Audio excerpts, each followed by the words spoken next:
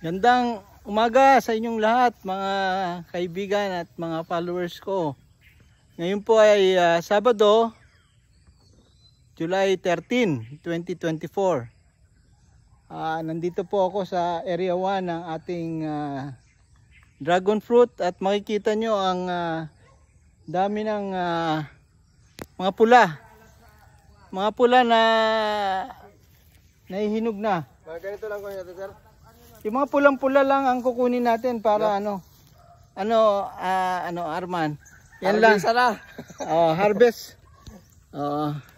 Ready for ano na po ito.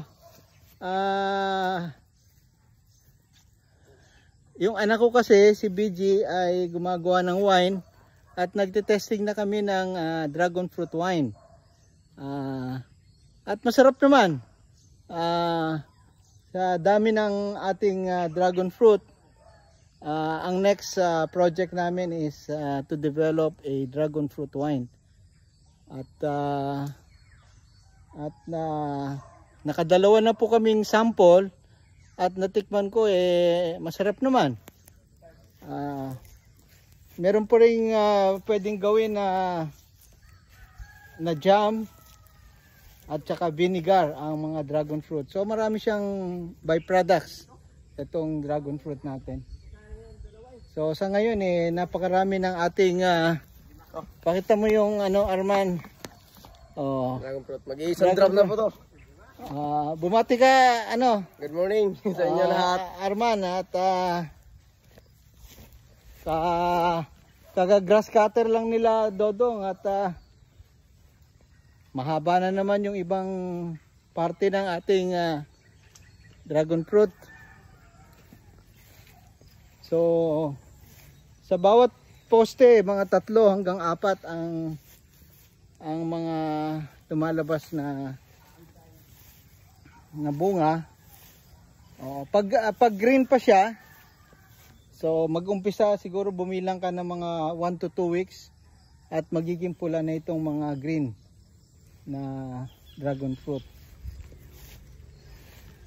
At so magtatapos na itong season na ito siguro by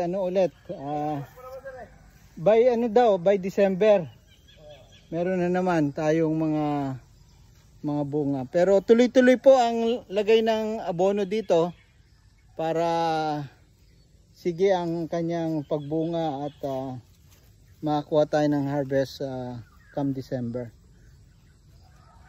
So yan po yung ating report ngayong umaga. 1 linggo mula nung huli ako nag-report. So marami siyang talagang bunga. Masipag magbunga yung pula. Yung dilaw makita nyo, puro bulaklak, magagandang bulaklak, pero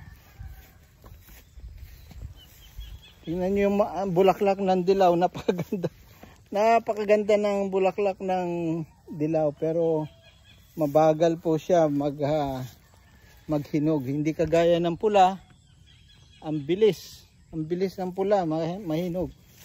So tignan nyo yung dilaw, bulaklak pa lang ang dilaw, pero magpapahinog pa siya. So yan po ang ating report ngayong Sabado, July 13, 2024. Maraming salamat po at happy Saturday sa inyong lahat.